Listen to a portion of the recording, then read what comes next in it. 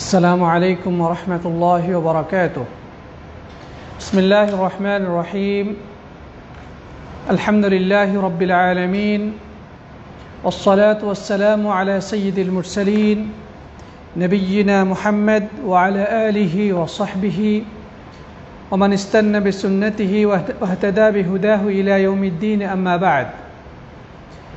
যাবতীয় প্রশংসা, গুণগান, হামদ এবং তারিফ সেই রাজাধিরাজ মহাশক্তির আধার আল্লাহ সুবহানাহু ওয়া তাআলা নিমিত্তে পেশ করছি, যিনি আজকে আমাদেরকে অনলাইন ভিত্তিক এই সিরাত ক্লাসে উপস্থিত হওয়ার সুযোগ করে দিয়েছেন। এই জন্যে আমরা সকলেই হৃদয়ের গহীন থেকে রব্বুল আলামিনের দরবারে কৃতজ্ঞতা বাণী উচ্চারণ করি, পড়ি আলহামদুলিল্লাহ।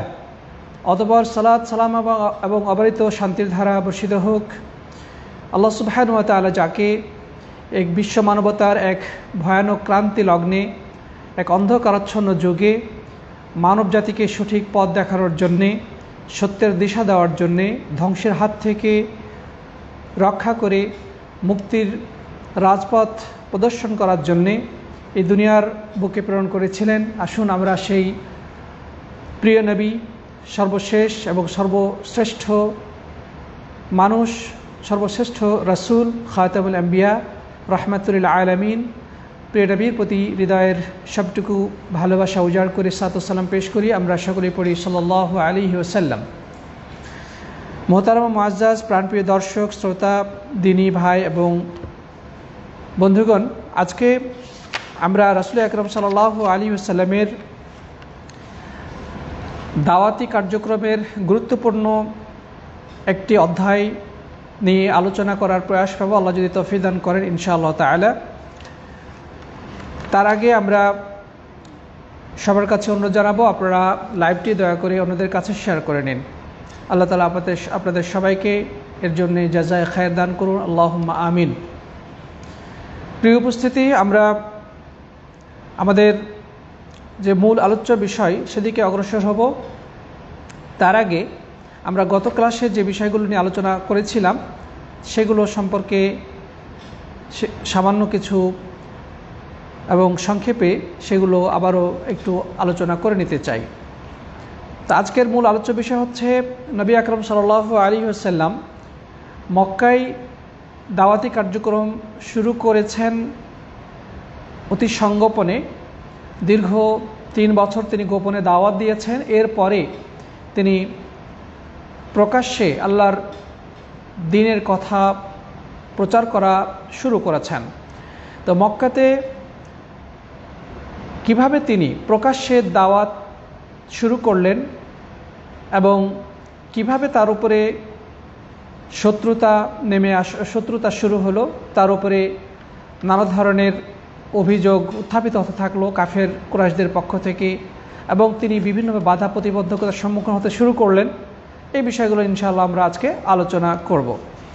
তো যাই হোক, গত ক্লাসে আমরা যে বিষয়টি নিয়ে আলোচনা করেছিলাম যে আল্লাহ রাসূল সাল্লাল্লাহু আলাইহি ওয়াসাল্লাম হেরা পর্বতে আল্লাহর পক্ষ থেকে নবুয়ত প্রাপ্ত হওয়ার খুব সামান্য সময়ের ব্যবধানে আল্লাহর পক্ষ থেকে তিনি রিসালাতের দায়িত্ব পেলেন, অর্থাৎ গণমানুষের কাছে আল্লাহ রাব্বুল আলামিনের বাণীকে পৌঁছে দেওয়ার জন্য নির্দেশ প্রাপ্ত হলেন। তিনি সেই দাওয়াতকে তার সর্বশক্তি দিয়ে মানুষের কাছে প্রচার এবং প্রসার করার জন্যে উঠে দাঁড়ালেন, এবং এই দাওয়াতি কার্যক্রমের পূর্ণ মেয়াদকাল হচ্ছে 23 বছর। অর্থাৎ প্রিয় নবী সাল্লাল্লাহু আলাইহি ওয়াসাল্লাম দীর্ঘ 23টি বছর ধরে আল্লাহর পক্ষ থেকে প্রেরিত দায়িত্বকে সর্বসাধারণের কাছে, বিশেষ করে তৎকালীন আরব সমাজের কাছে পৌঁছে দিয়েছেন, এবং এই স্রোততরঙ্গ সময়ের ব্যবধানে সারা বিশ্বব্যাপী ছড়িয়ে পড়েছে।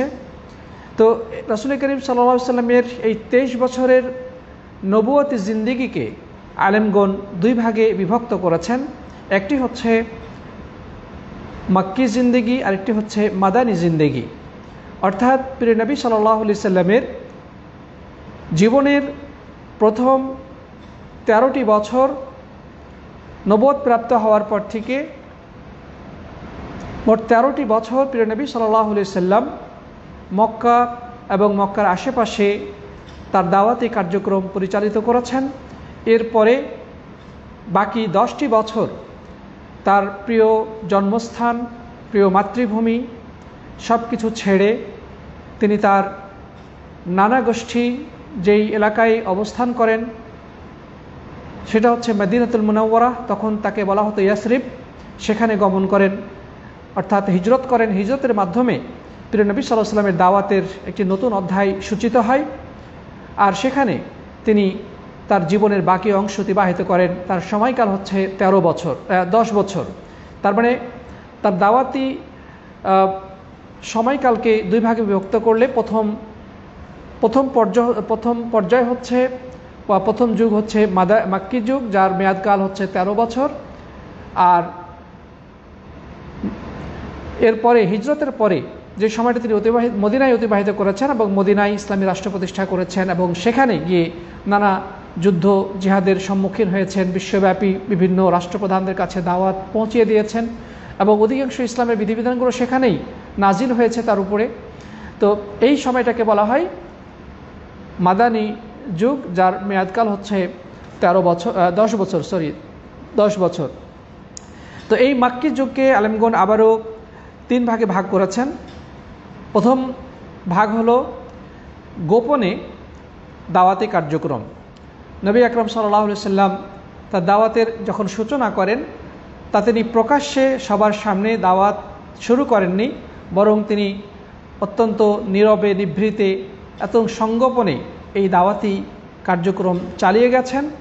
কারণ যে কোনো দাওয়াতকে সফল করার জন্যে একদল সহযোগী প্রয়োজন, একদল মানুষ যারা তার দাওয়াতকে এগিয়ে নিয়ে যেতে প্রস্তুত হবে, যারা তাকে নানাভাবে সাহায্য সহযোগিতা করবে।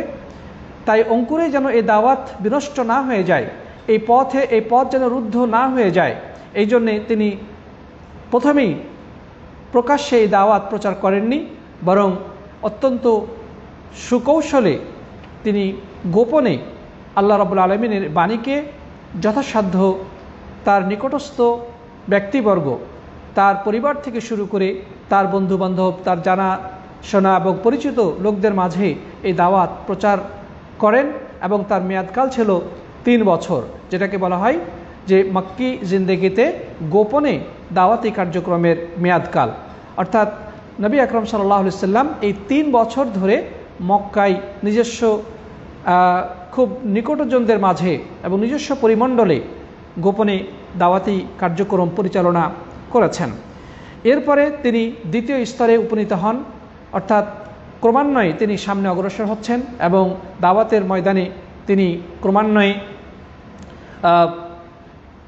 দ্বিতীয় সিঁড়িতে পা রেখেছেন এবং সেটা হচ্ছে প্রকাশ্যে দাওয়াত। নবী আকরাম সাল্লাল্লাহু আলাইহি সাল্লাম এবার প্রকাশ্যে দাওয়াত নিয়ে হাজির হলেন মক্কার লোকজনের কাছে। ইতোমধ্যে গোপনে বেশ কিছু মানুষ এই নতুন জীবন আদর্শে দীক্ষিত হয়েছেন, ইসলামের সুমহান বাণীকে নিজেদের বুকে ধারণ করেছেন, ইসলামের ছায়াতলে অনুপ্রবেশ করেছেন। তা যাই হোক, এরপরে তিনি শুরু করেছেন প্রকাশ্যে দাওয়াতি কার্যক্রম এবং সেটা ছিল সীমাবদ্ধ শুধু তার মক্কা শহরের মধ্যেই। অর্থাৎ প্রিয় নবী সাল্লাল্লাহু আলাইহি ওয়াসাল্লাম যেই শহরে জন্মগ্রহণ করেছেন, যেই শহরের অলিতে গলিতে তিনি বেড়ে উঠেছেন, যেখানে তার শৈশব, কৈশোর এবং যৌবন অতিবাহিত করেছেন এবং যেই শহরকে কেন্দ্র করেই তার আত্মীয় স্বজন, তার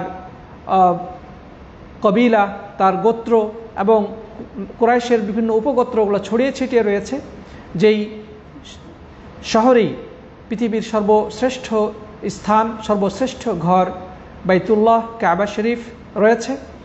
তো সেই মক্কাকে কেন্দ্র করে তিনি দাওয়াতি কার্যক্রম পরিচালনা করেন এবং তার মেয়াদকাল হচ্ছে 7 বছর। অর্থাৎ তিনি 7 বছর ধরে দাওয়াতি কার্যক্রম করেন, মানে 3 বছর গোপন, এরপরে আরও 7 বছর ধরে তিনি মক্কার মধ্যেই তার দাওয়াতকে সীমাবদ্ধ রাখেন।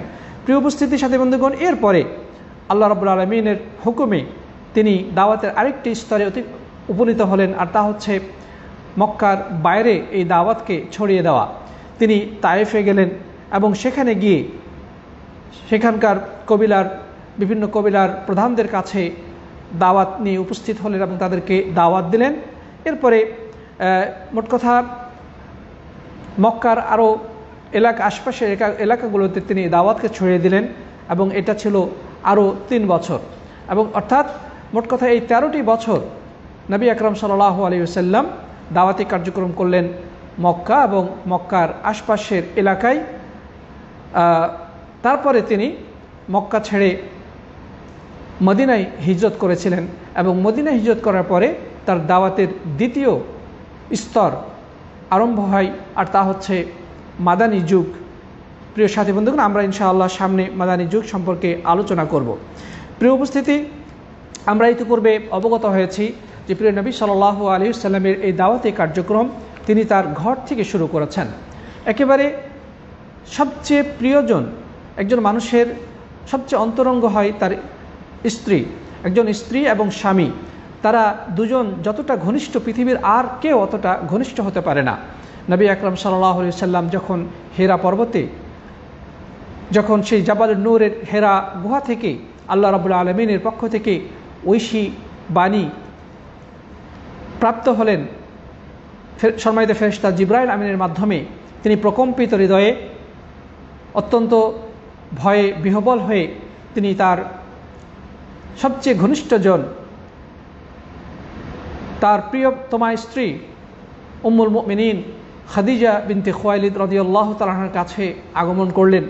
তার কাছে যখন তিনি ঘটনা খুলে বললেন, তখন তিনি তাকে অভয়বাণী দেওয়ার পরে তার চাচাতো ভাই ওয়ারাকা বিন নওফলের কাছে নিয়ে গেলেন।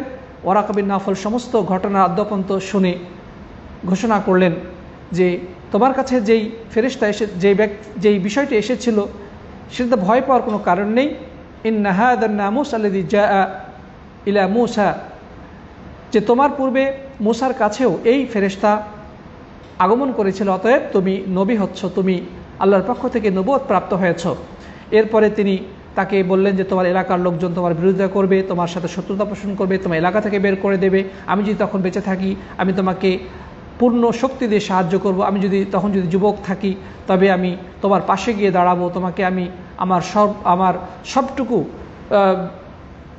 শক্তি দিয়ে তোমার বিপক্ষে যারা আসবে, তোমার শত্রুতা করবে, তাদের আমি বিপক্ষে আমি নিজেকে সঁপে দেব। এভাবে করে যখন তিনি তার প্রত্যাশা ব্যক্ত করলেন, তো যাই হোক, তখনই খাদিজা রাদিয়াল্লাহু তাআলা আনহা স্পষ্টই বুঝতে পেরেছিলেন যে তার সম্মানিত স্বামী তিনি আল্লাহর পক্ষ থেকে নবুয়ত প্রাপ্ত হয়েছেন। এবং যখনই প্রিয় নবী সাল্লাল্লাহু আলাইহি ওয়াসাল্লাম তার প্রিয়তমা স্ত্রীর কাছে আল্লাহর বাণী পৌঁছিয়ে দিলেন এবং আল্লাহ রাব্বুল আলামিনের নির্দেশ অনুযায়ী তাকে ইসলামের দিকে ডাকলেন, তিনি কাল বিলম্ব না করে তিনি মুহূর্তের মধ্যে এই নতুন জীবন আদর্শে দীক্ষিত হলেন এবং তিনি ইসলাম কবুলকারীদের সর্বপ্রথম ব্যক্তিতে পরিণত হলেন, যার নাম ইতিহাসে স্বর্ণোজ্জ্বলভাবে লিখিত থাকবে ইতিহাসের পাতায়, যে ইসলাম গ্রহণকারীদের ক্ষেত্রে সর্বপ্রথম পুরুষ, নারী, শিশু এবং বয়স্ক, দাস দাসী ইত্যাদি সর্বশ্রেণীর মাঝে সবার আগে তিনি ইসলামের এই মহান জীবন আদর্শে নিজের নাম লিপিবদ্ধ করাতে সক্ষম হন। এটি আল্লাহর পক্ষ থেকে প্রিয় নবীর প্রতি বিশাল বড় একটি অনুগ্রহ ছিল, কারণ খাদিজা রাদিয়াল্লাহু তাআলা ইসলাম গ্রহণের মাধ্যমে ইসলামের প্রচার প্রসারের ক্ষেত্রে আর্থিকভাবে এবং মানসিকভাবে তিনি অনেক বড় সাহায্যপ্রাপ্ত হয়েছিলেন। তিনি দ্বীনের দাওয়াতকে মানুষের কাছে পৌঁছানো তার জন্য সহজ হয়েছিল। তো যাই হোক প্রিয় সাথী বন্ধুগণ, তো রাসূল আকরাম সাল্লাল্লাহু আলাইহি ওয়াসাল্লামের দাওয়াতে তার প্রিয়তমা স্ত্রী খাদিজা রাদিয়াল্লাহু তাআলা আনহা ইসলামে দীক্ষিত হন। তারপরে আমরা এর আগেও জেনেছি যে নবী আকরাম সাল্লাল্লাহু আলাইহি ওয়াসাল্লামের ঘরে আরেকজন ব্যক্তি ছিলেন, তিনি হচ্ছেন তার আজাদকৃত দাস যায়েদ ইবনে হারিসা রাদিয়াল্লাহু তাআলা আনহু। তিনিও আল্লাহ নবী সাল্লাল্লাহু আলাইহি ওয়াসাল্লামের দাওয়াতে ইসলাম কবুল করেন। আরেকজন হচ্ছেন আবু তালেবের সন্তান নবী সাল্লাল্লাহু আলাইহি ওয়াসাল্লামের চাচাতো ভাই আলী ইবনে আবি তালেব তিনিও ইসলামে প্রবেশ করেন এবং এই তিনজন হচ্ছেন রাসূল করিম সাল্লাল্লাহু আলাইহি ওয়াসাল্লামের ঘরের ব্যক্তি যারা ইসলামের প্রথম ইসলাম কবুলকারীদের অন্তর্ভুক্ত। ঐতিহাসিকগণ বলেছেন সবার আগে ইসলাম কবুল করেছিলেন, সবার আগে নারী পুরুষ সকলের ক্ষেত্রে সকলের মধ্যে সর্বপ্রথম ইসলাম কবুলকারী হচ্ছেন খাদিজা রাদিয়াল্লাহু তাআলা আনহা। দ্বিতীয় পর্যায়ে হচ্ছেন আলী ইবনে আবি তালেব রাদিয়াল্লাহু তাআলা আনহু, তখন তার বয়স ছিল মাত্র 10 বছর। এরপরে যায়েদ বিন হারেসা যে ছিল রাসূল করিম সাল্লাল্লাহু আলাইহি ওয়াসাল্লামের আজাদকৃত দাস, পরবর্তীতে তিনি তাকে তার পালক পুত্র হিসেবে ঘোষণা করেন এবং যাকে বলা হয় হিব্বু রাসূলিল্লাহ সাল্লাল্লাহু আলাইহি ওয়াসাল্লাম, রাসূল করিম সাল্লাল্লাহু আলাইহি ওয়াসাল্লামের সবচেয়ে প্রিয় পাত্র। অর্থাৎ যায়েদ বিন হারেসা রাদিয়াল্লাহু তাআলা আনহুকে আল্লাহ রাসূল সাল্লাল্লাহু আলাইহি ওয়াসাল্লাম গভীরভাবে ভালোবাসতেন, তাকে তিনি পালক পুত্র হিসেবে ঘোষণা করেছিলেন, তাকে আজাদ করে দিয়েছিলেন। তো যাই হোক, এরপরে প্রিয় নবী সাল্লাল্লাহু আলাইহি ওয়াসাল্লামের এই দাওয়াত পৌঁছানো হয়, দাওয়াত পৌঁছে যায়। নবী আকরাম সাল্লাল্লাহু আলাইহি ওয়াসাল্লামের অন্যতম একজন ঘনিষ্ঠ বন্ধু, যিনি তার প্রায় সমবয়স্ক, কিছুটা বয়সে বড়, কিন্তু তারা বাল্যকাল থেকেই একে অপরের ঘনিষ্ঠ বন্ধু, আবু বকর সিদ্দিক রাদিয়াল্লাহু তাআলা আনহু। বলা হয়ে থাকে যে অন্যান্য যত মানুষই ইসলাম কবুল করেছে তাদের মধ্যে কিছু না কিছু দ্বিধা সংকোচ কাজ করেছে, তাদের ভিতরে প্রশ্ন উত্থাপিত হয়েছে বা কিছুটা হলো বিলম্ব করেছে, কিন্তু আবু বকর রাদিয়াল্লাহু তাআলার কাছে ইসলামের দাওয়াত পৌঁছার পরে তিনি কাল বিলম্ব না করে একেবারে দ্বিধাহীন চিত্তে নিঃসংকোচে তিনি শাহাদা বাণী উচ্চারণ করে ইসলাম গ্রহণ করেছিলেন। সুবহানাল্লাহ। তাই তো আল্লাহ রাসূল সাল্লাল্লাহু আলাইহি ওয়াসাল্লাম তাকে সিদ্দিক, পরম সত্যবাদী হিসেবে আখ্যায়িত করেছিলেন। মেরাজের ঘটনা থেকেও তিনি তার সত্যতার প্রমাণ দেখিয়েছেন যে মেরাজের ঘটনা যখন মানুষ নবী আকরাম সাল্লাল্লাহু আলাইহি ওয়াসাল্লামের এই ঘটনাকে অস্বীকার করতে বসেছে, বেশ কিছু সাহাবী ইতোমধ্যে ইসলাম ত্যাগ করে মুরতাদে পরিণত হয়েছে, মুরতাদ হয়ে গেছে এই রাসূল করিম সাল্লাল্লাহু আলাইহি ওয়াসাল্লামের মেরাজ ঘটনা কেন্দ্র করে, তখনও আবু বকর সিদ্দিক রাদিয়াল্লাহু তাআলা আনহু শোনার সাথে সাথে, এই ঘটনা শোনার সাথে সাথে দ্বিধাহীন চিত্তে নিঃসংকোচে বিনা প্রশ্ন ব্যয়ে নবী আকরাম সাল্লাল্লাহু আলাইহি ওয়াসাল্লামকে সত্যায়ন করেন এবং বলেন যে তিনি যদি এই কথা বলে থাকেন তাহলে অবশ্যই সত্য। তিনি ছোটকাল থেকে তাকে দেখে আসছেন, তার চরিত্র সম্পর্কে তিনি খুব ভালোভাবে গভীরভাবে তিনি জানেন যে তিনি কখনোই মিথ্যা কথা বলেননি, কোনো মিথ্যা ওয়ার্ড তার মুখ দিয়ে উচ্চারিত হয় নাই। যাই হোক, এই কারণে তার সবচেয়ে অন্তরঙ্গ বন্ধু আবু বকর সিদ্দিক রাদিয়াল্লাহু তাআলা আনহু ইসলাম গ্রহণ করেন। তো পুরুষদের ক্ষেত্রে, প্রাপ্তবয়স্ক পুরুষদের ক্ষেত্রে তিনি হচ্ছেন সর্বপ্রথম ব্যক্তি। এরপরে আবু বকর রাদিয়াল্লাহু তাআলা আনহুর দাওয়াতে আরও মোটামুটি বড় বড় সাহাবীদের, মানে অনেক সাহাবী ইসলাম কবুল করেন। তাদের সংখ্যা আলেমগণ বলেছেন যে 40 জন মতো, যারা আবু বকর রাদিয়াল্লাহু তাআলা আনহুর দাওয়াতে ইসলাম গ্রহণ করেছেন। আরেকজন ব্যক্তি হচ্ছেন দাওয়াত গ্রহণকারীদের ভিতরে যে রাসূল করিম সাল্লাল্লাহু আলাইহি ওয়াসাল্লামের বাড়িতে প্রতিপালিত হওয়া খাদিজা রাদিয়াল্লাহু তাআলা আনহার সন্তান হিন্দ ইবনে আবি হালা। আমরা গত ক্লাসে বা তার আগের ক্লাসে তথ্যগতভাবে একটা ভুল তথ্য দেওয়া হয়েছে। সেটা হচ্ছে যে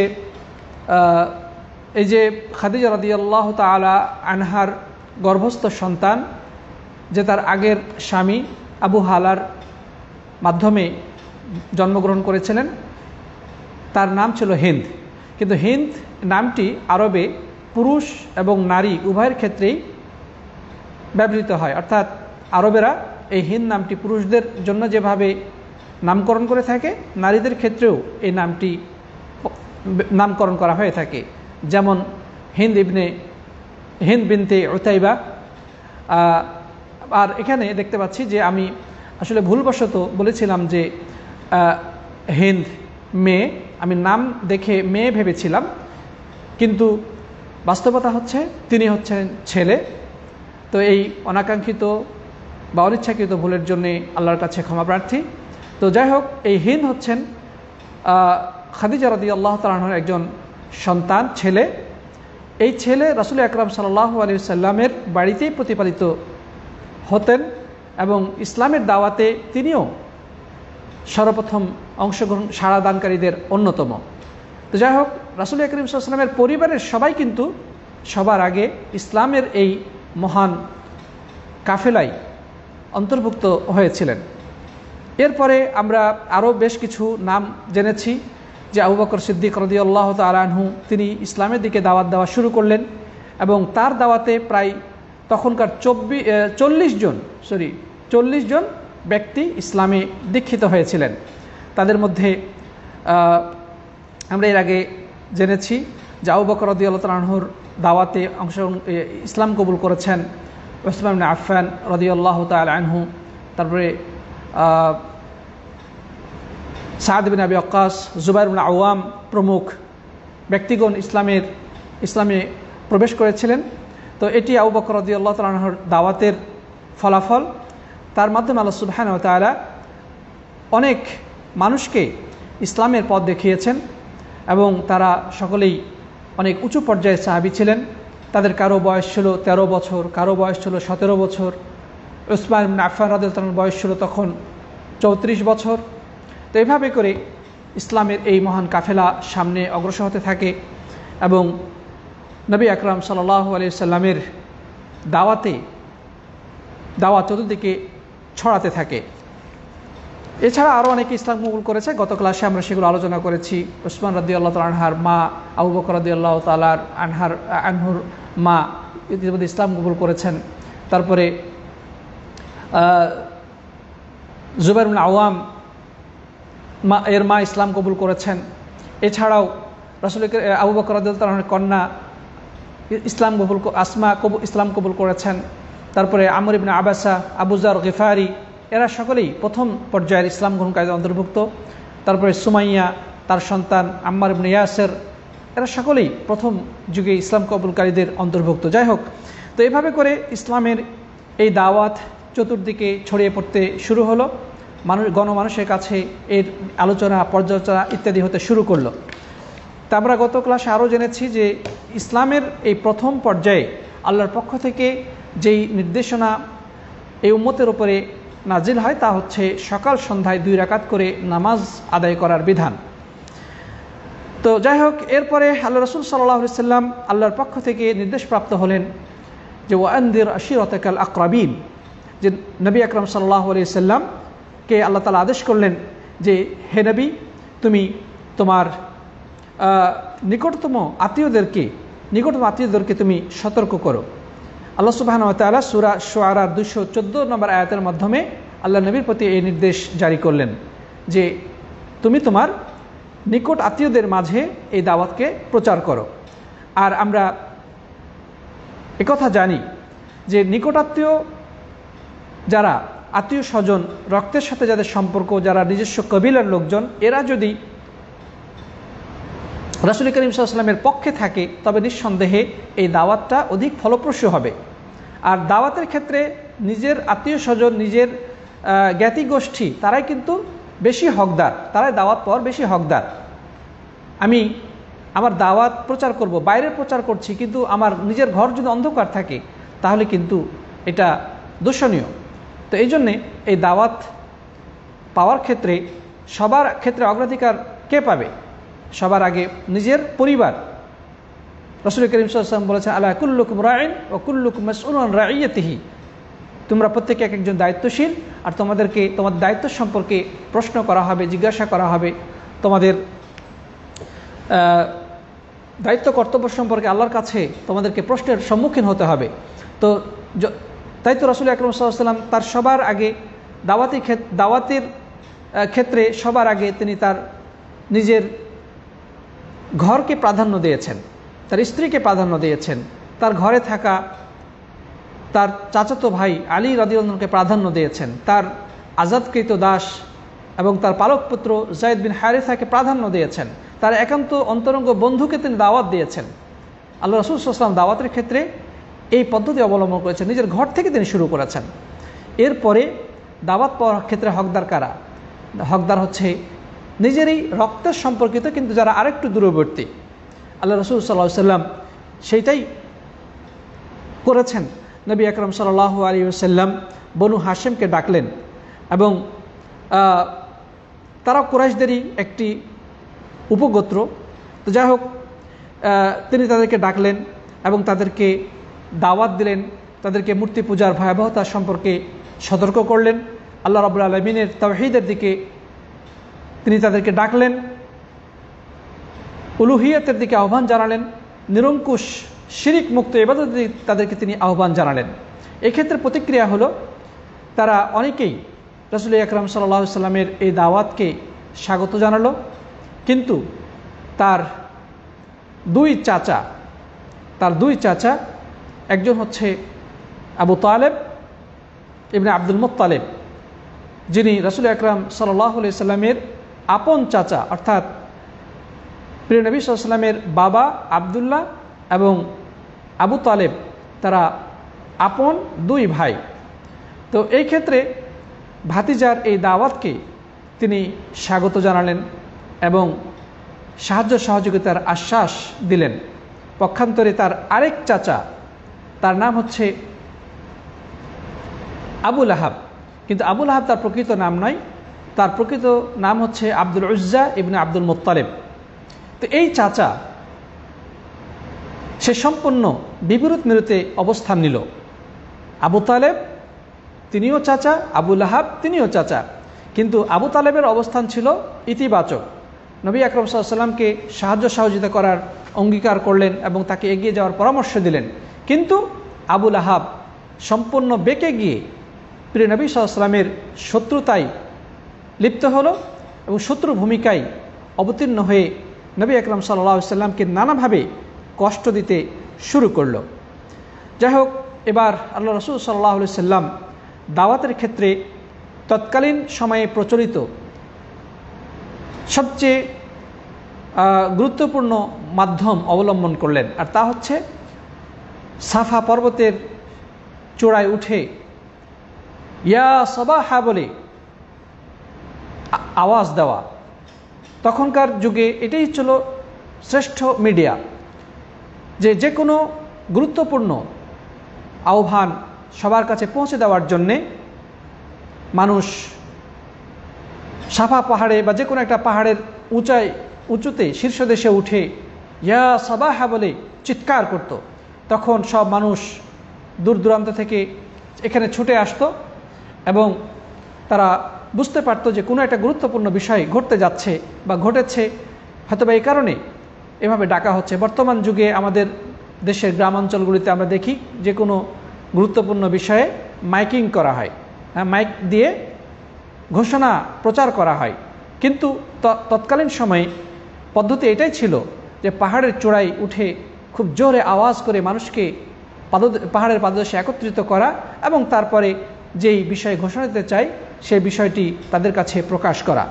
তো এই ব্যাপারে হাদিসে বর্ণিত হয়েছে, যেটি বর্ণনা করেছেন রাসূল করিম সাল্লাল্লাহু আলাইহি ওয়াসাল্লামের আরেক চাচাতো ভাই আব্দুল্লাহ ইবনে আব্বাস রাদিয়াল্লাহু তাআলা আনহু। তিনি বলছেন যে ক্বালা লাম্মা نزلت وأنذر عشيرتك الأقربين صعد النبي صلى الله عليه وسلم على الصفا فجعل ينادي يا بني فهر يا بني عدي لبطون قريش। যখনই আল্লাহ নবীর প্রতি কোরআনে এই আয়াতটি নাযিল হলো ওয়ানজির আশিরাতাকাল আকরাবিন, যে হে নবী আপনি আপনার রক্ত সম্পর্কীয় নিকটাত্মীয়দের কাছে সতর্কবাণী প্রচার করুন, তাদেরকে আপনি সতর্ক করে দিন। তখন প্রিয় নবী সাল্লাল্লাহু আলাইহি সাল্লাম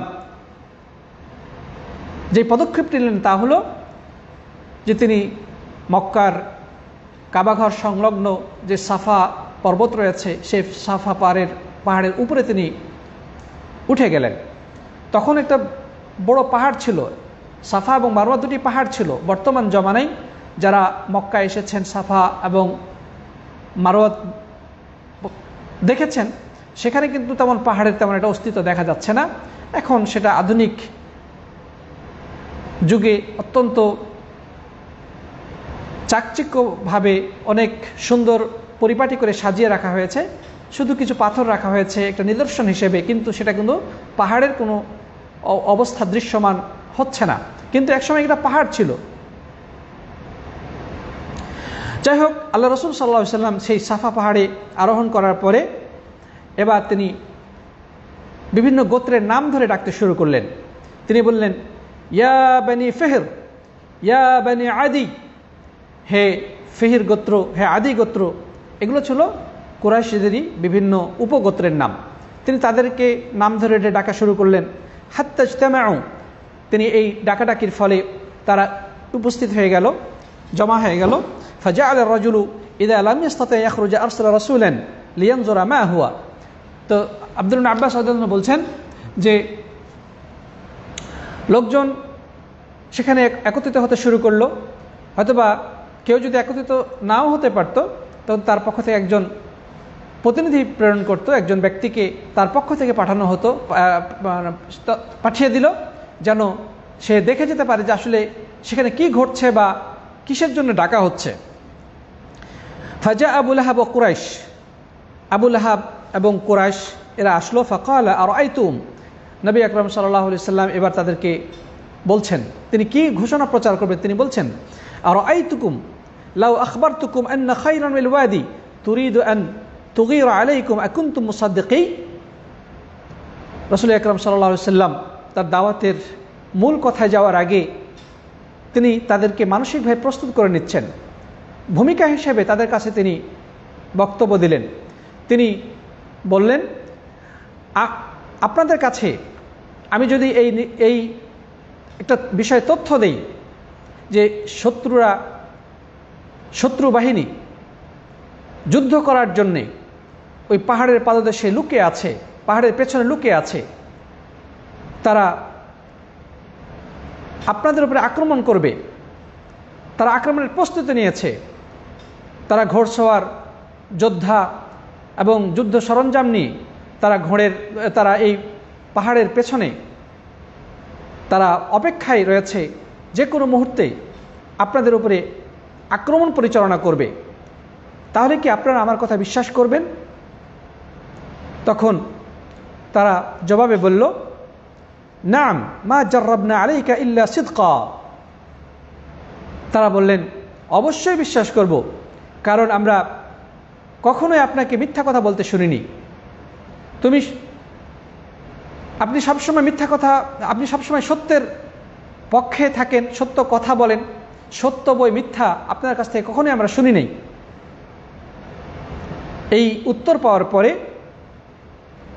এবার প্রিয় নবী সাল্লাল্লাহু আলাইহি ওয়াসাল্লাম তার উদ্দেশ্যটা বর্ণনা করলেন। তিনি বললেন, ক্বাল ফাইন্নী নাযীরুন লাকুম বাইনা ইয়াদাই আযাবিন শাদীদ। এরপরে তিনি বললেন যে তাহলে আপনারা শুনে রাখুন, আপনাদেরকে আমি সতর্ক করছি এক ভয়ানক কঠিন আযাব সম্পর্কে। আপনাদের কাছে আমি এই তথ্য প্রদান করছি যে আপনাদের জন্য ভয়ানক আযাব অপেক্ষা করছে, শাস্তি অপেক্ষা করছে। অর্থাৎ আপনারা যদি এই মূর্তি পূজা বর্জন না করেন, আপনারা যদি এই শিরকি কার্যক্রম পরিত্যাগ না করেন, আপনারা যদি এই দেবদেবীর উপাসনা পরিত্যাগ না করেন, আপনারা যদি এই মদ, জুয়া, ব্যভিচার এবং নানা এই অপকর্ম থেকে আপনারা ফিরে না আসেন, তাহলে আপনাদের জন্য আল্লাহ রাব্বুল আলামিনের পক্ষ থেকে এক ভয়ানক আযাব অপেক্ষা করছে। তাহলে তিনি প্রথমে উদাহরণটা দিলেন কিসের? যে পাহাড়ের পাদদেশে আপনাদের বিরুদ্ধে আক্রমণ পরিচালনা করার জন্যে বা আপনাদের সাথে যুদ্ধ করার জন্যে একদল ঘোড়সওয়ার শত্রু বাহিনী অপেক্ষা করছে, যারা যে কোনো মুহূর্তে আপনাদের উপরে আক্রমণ করতে পারে। আপনার এই কথা বিশ্বাস করবেন কিনা? তারা উত্তরে কি বলল? হ্যাঁ, অবশ্যই বিশ্বাস করব, কারণ আপনার পক্ষ থেকে আমরা কখনোই মিথ্যা কথা শুনি নাই। তো যাই হোক, প্রিয় নবী সাল্লাল্লাহু আলাইহি ওয়াসাল্লাম এই কথার পরেই বললেন যে তাহলে আপনারা জেনে রাখুন, আপনাদের জন্যে আল্লাহর পক্ষ থেকে এক ভয়ানক আযাব অপেক্ষা করছে যদি আপনারা মূর্তি পূজা পরিত্যাগ না করেন। আপনারা যদি এই দেবদেবীগুলোকে বর্জন না করেন, আপনারা যদি কেবল আল্লাহর দাসত্বকে স্বীকার না করেন, আল্লাহকে একমাত্র উপাস্য হিসেবে গ্রহণ না করেন এবং আমাকে রাসূল হিসেবে স্বীকৃতি না দেন, তাহলে আপনাদের জন্য সেই ভয়ানক আযাব, কঠিন শাস্তি অপেক্ষা করছে। এই ঘোষণা শোনার পরে আবু লাহাব জনগণের মধ্য থেকে উঠে চরম বিরক্তি এবং ক্রুদ্ধ মনোভাব প্রকাশ করল।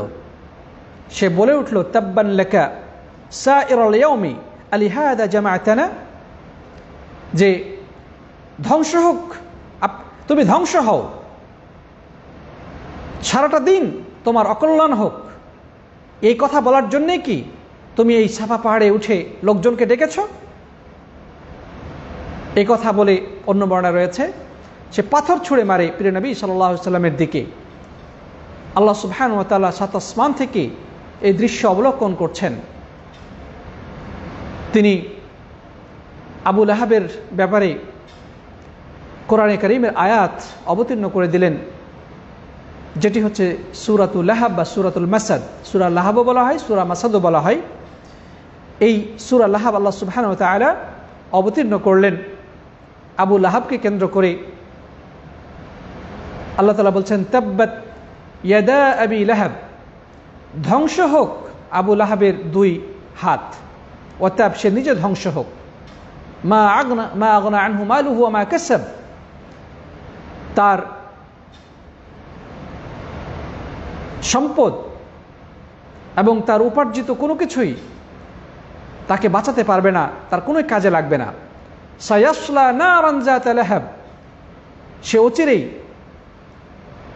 লেলিহান আগুনে প্রবেশ করবে। কত ভয়ানক কথা! আবু লাহাবের ধ্বংস কামনা করে স্বয়ং আল্লাহ সুবহানাহু ওয়া তাআলা সাত আসমান থেকে সূরা নাজিল করে দিলেন,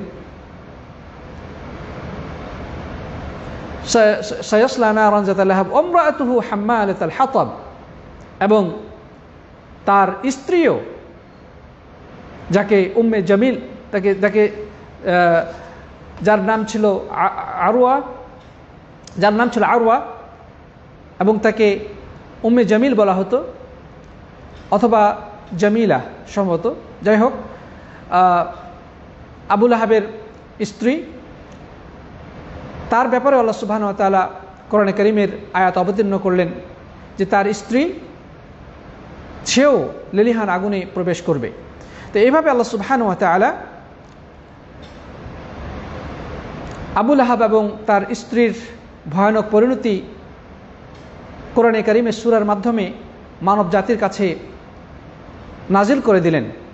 কিয়ামত পর্যন্ত মানুষ এই সূরা পাঠ করবে এবং তাদের জন্যে লানত বর্ষাতে থাকবে।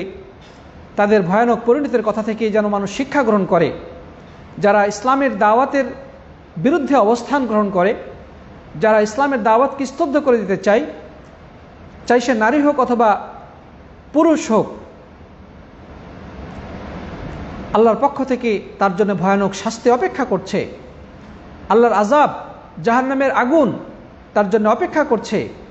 এই কথা বিশ্ববাসীর কাছে আল্লাহ সুবহানাহু ওয়া তাআলা প্রকাশ করে দিলেন আবু লাহাব এবং তার স্ত্রীর মাধ্যমে। তো মোট কথা, আল্লাহ রাব্বুল আলামিন এই সূরা নাজিলের মাধ্যমে রাসূল আকরাম সাল্লাল্লাহু আলাইহি সাল্লামের উপরে যে অন্যায় করলো আবু লাহাব, অসদাচরণ করলো, তার জবাব আল্লাহ রাব্বুল আলামিন দিলেন। এবং আলেমগণ বলেছেন যে এটি ইসলামের একেবারে প্রাথমিক পর্যায়ে নাজিলকৃত আয়াত। যদি পরবর্তীতে আবু লাহাব এবং তার স্ত্রী ইসলাম কবুল করত, তাহলে কোরআনে আয়াত মিথ্যা বলে প্রমাণিত হতো। যেমন অনেক সাহাবী ইসলামের প্রথম যুগে বিরোধিতা করেছিল, কিন্তু পরবর্তীতে ইসলামে প্রবেশ করেছিল। তো আল্লাহ সুবহানাহু ওয়া তাআলা যেই ব্যক্তির নাম ধরে সূরা নাজিল করলেন, তার কপাল কতই না মন্দ।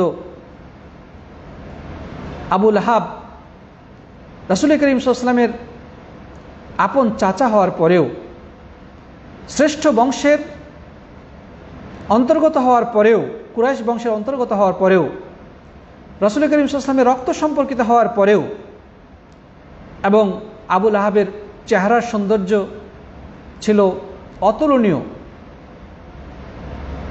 খুব উজ্জ্বল চেহারা এবং আকর্ষণীয় ব্যক্তিত্বের অধিকারী ছিলেন, সম্পদের অধিকারী ছিলেন, তারপরেও আল্লাহ রাব্বুল আলামিন তার ধ্বংসের নিশ্চয়তা দিয়েছেন। সে অচিরেই জাহান্নামের আগুনে প্রবেশ করবে।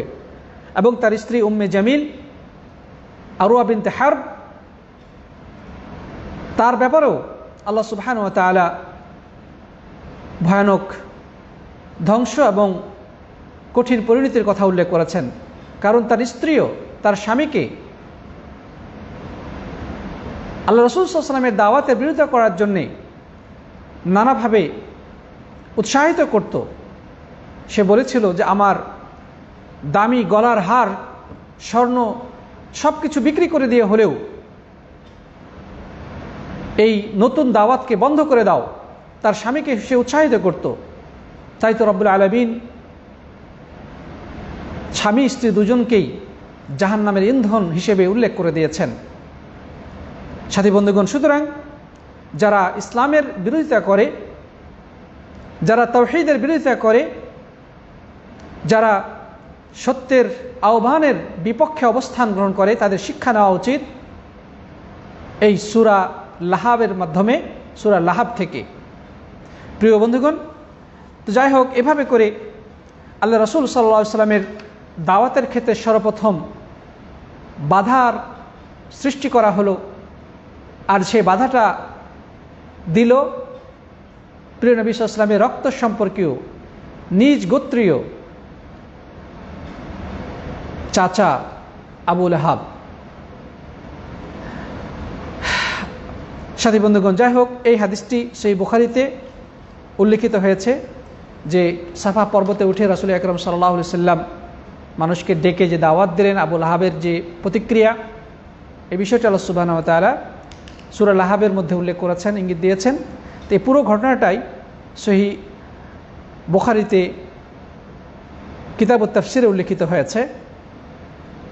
সহিহ মুসলিমও এসেছে কিতাবুল ঈমানের মধ্যে। প্রিয় বন্ধুগণ, তাহলে এই বিরোধিতা শুরু হলো। পদে পদে প্রিয় নবী সাল্লাল্লাহু আলাইহি ওয়াসাল্লামকে বাধাগ্রস্ত করার জন্য সর্বাত্মক চেষ্টা করা হলো। কিন্তু এই সত্যের আলো তো আল্লাহ তাআলা প্রজ্বলন করবেন, এই সত্যকে তিনি বিজয় করবেনই। কুকুর যতই চিৎকার করুক না কেন, সাওয়ারি কিন্তু সামনে যেতেই থাকবে। আকাশে সূর্য উদিত হলে যদিও তা চামাচিকার জন্যে কষ্টকর, কারণ সে দিনের বেলায় ভালো করে চোখে দেখে না, তো চামাচিকাতে বিরোধিতা করবেই। তাই বলে তো সূর্য ওঠা বন্ধ হবে না, সূর্যের কিরণ তো নিভিয়ে যাবে না, বরং সূর্য তার প্রদীপ্ত কিরণে সারা বিশ্বকে আলোকিত করবে, এটাই স্বাভাবিক। তো ইসলাম হচ্ছে সেই প্রদীপ্ত সূর্যের ন্যায়। এটা উদিত হয়েছে বিশ্ব থেকে অন্ধকারকে বিদূরিত করে সত্যের আলো উদ্ভাসিত করবে। যতই শত্রুতা বৃদ্ধি পাক না কেন, যতই অর্থলোভী, নেতৃত্বলোভী এবং কায়েমি স্বার্থবাদীদের গাত্রদাহ হোক না কেন, তারা যতই জ্বলে পড়ে শেষ হয়ে যাক না কেন, এই দাওয়াত স্তব্ধ হবার নয়। এই সত্যের আলো অবশ্যই বিকশিত হবে, অন্ধকার হৃদয়গুলো আলোকিত হবে, সমাজ থেকে সব ধরনের অন্যায়, অপকর্ম, আল্লাহদ্রোহিতা উৎখাত হবে। আল্লাহ সুবহানাহু ওয়া তাআলা অবশ্যই সেটা চান। এবার প্রিয় নবী সাল্লাল্লাহু আলাইহি ওয়াসাল্লামের কাছে আল্লাহর পক্ষ থেকে নতুন নির্দেশ এলো। ওয়ানজির, আল্লাহ তাআলা প্রথমে আয়াত নাযিল করেছে ওয়ানজির আশিরাতাকাল আকরাবিন, যে হে নবী, তুমি তোমার নিকটস্থ আত্মীয় স্বজনের কাছে দাওয়াত পৌঁছে দাও, তাদেরকে আল্লাহর আযাবের ব্যাপারে সাবধান করো, মূর্তি পূজার ভয়াবহতা সম্পর্কে তাদেরকে সতর্ক করো। এবার আরেক নির্দেশ এলো ফাসদা বিমা তুমার ওয়া আ'রিদ আনিল মুশরিকিন।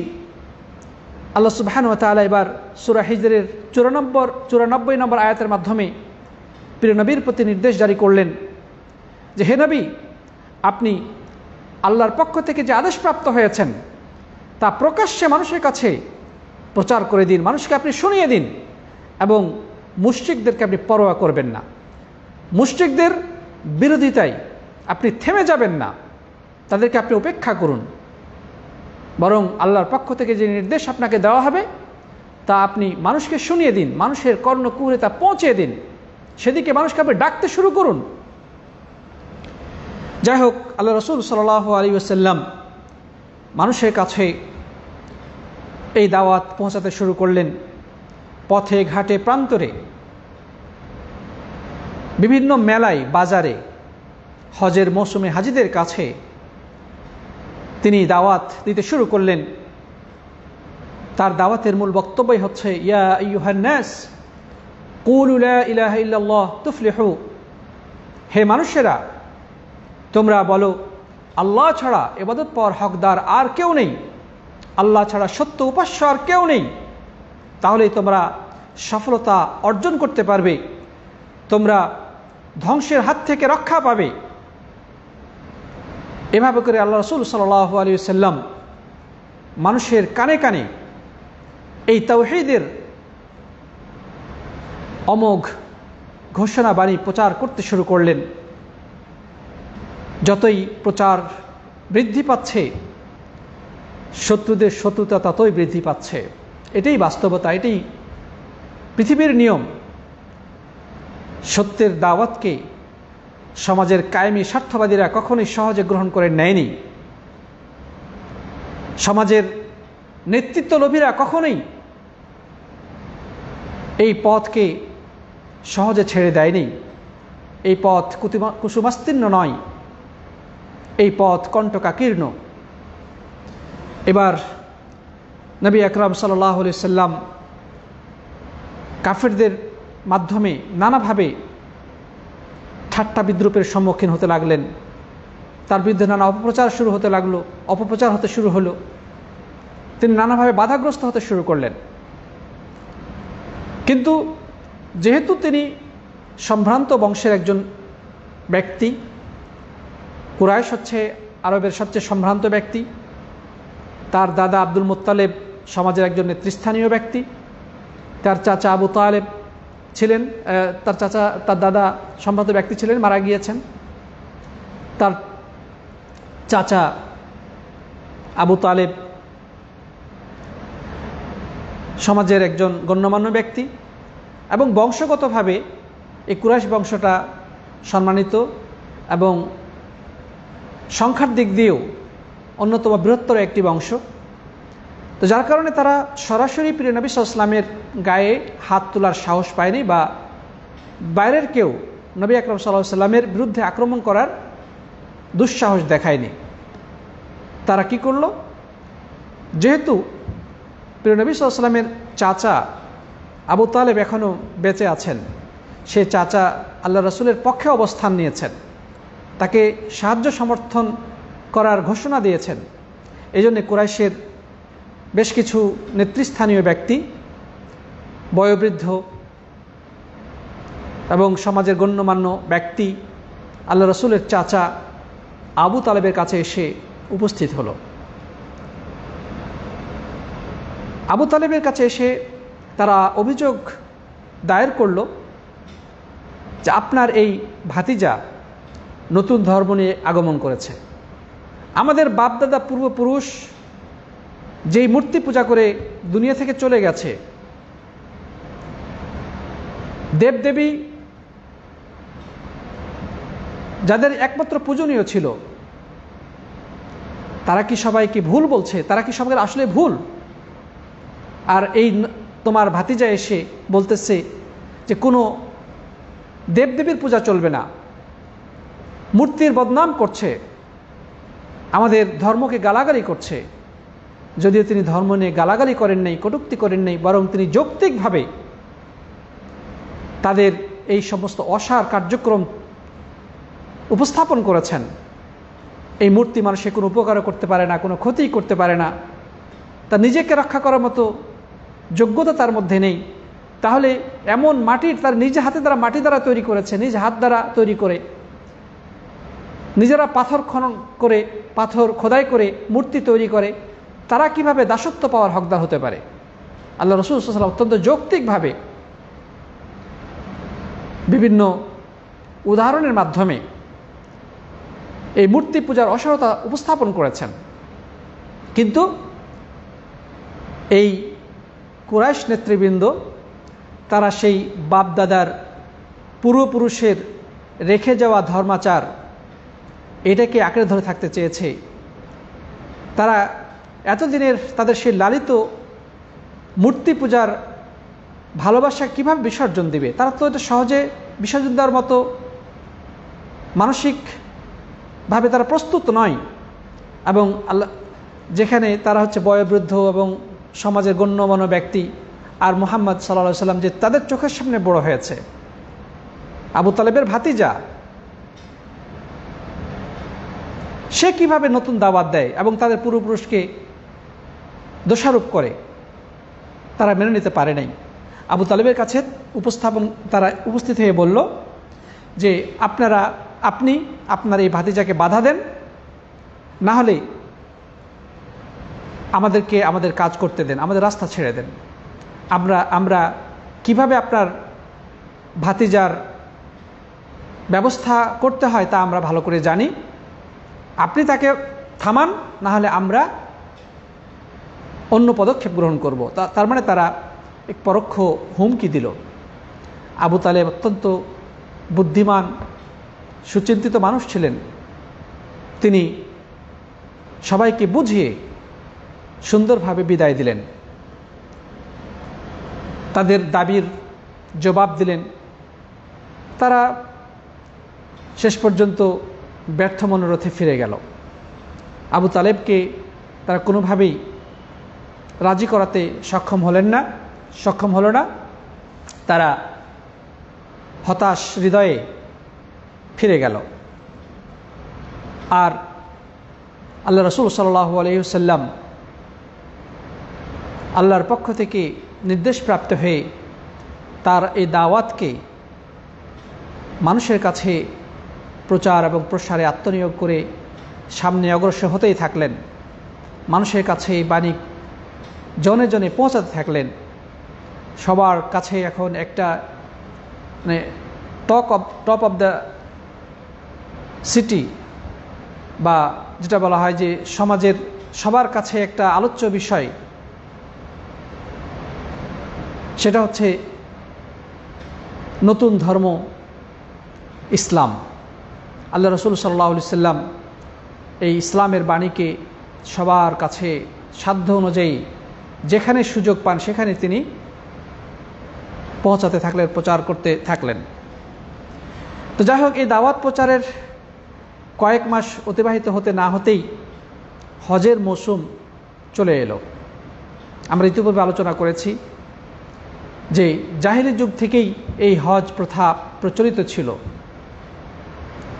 তারা মূর্তি পূজা করত ঠিক, কিন্তু তারা হজ করত, উমরা করত, কাবা ঘরে তোয়াফ করত, সাই করত, তারা তালবিয়া পড়ত, এহরাম বাঁধত,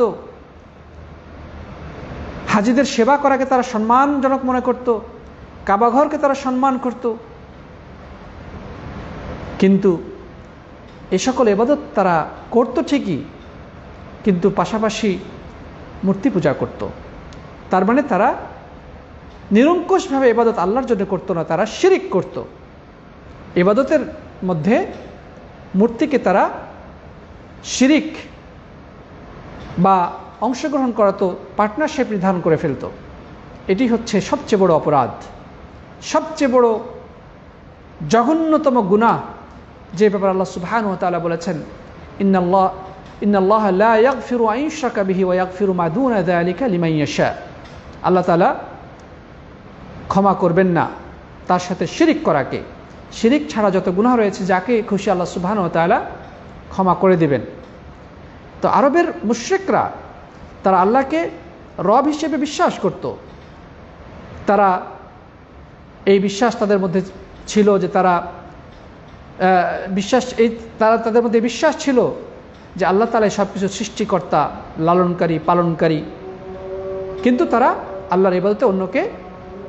শরিক করত।